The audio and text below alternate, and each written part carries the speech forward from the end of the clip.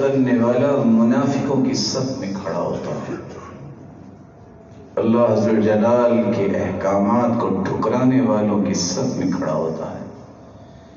یہ اجر سے محروم ہوتے ہیں لوگ، ملعون اور لعنتی لوگوں کا کام ہے جو فساد کا حصہ بنتے ہیں۔ یہ یاجوج ماجوج اور قارون اور فرعون ان کی یادوں کو زندہ کرنے والے ہیں، اس لیے اللہ عز و جلال نے ان کی سزا سنائی کہ سزا بھی ایسی جو عبرت بن جائے۔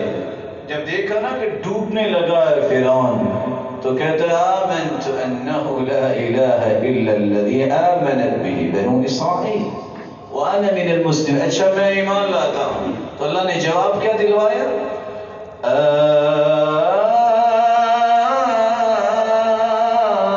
الآن وقد عصیت قبل وکنت من المفسدین۔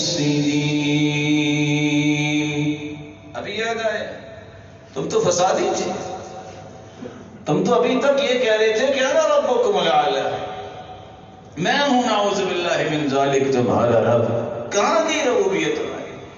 اس لیے اللہ جلال نے صرف مارا نہیں ہے، اسے عبرت بنایا۔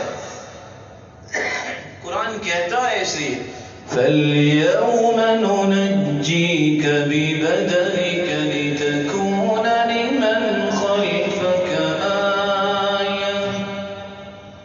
آج تمہارے اس عبرتناک سزا کو دنیا کو دکھانے کے لیے اللہ نے پانی کو حکم دیا اور اٹھا کے لاش پھینکی۔ دنیا دیکھ رہی ہے یہ رب ہونے کا دعویٰ کر رہا۔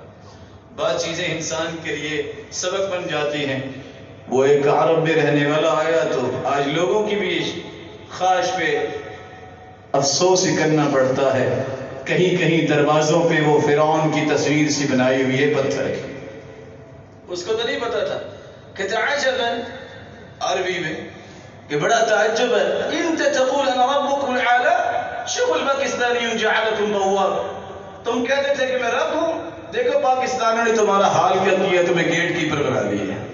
وہ گیٹ کے اوپر بنائی ہوئی تھی تصویر، تو اللہ حضر جلال نے عبرت بھی بنائی، اور اللہ حضر جلال نے صرف عبرت اس لیے نہیں بنائی کہ بس پڑھا جائے سبق لیا جائے، بلکہ اللہ حضر جلال قرآن مجید میں فرماتے ہیں الذین کفروا وصدوا عن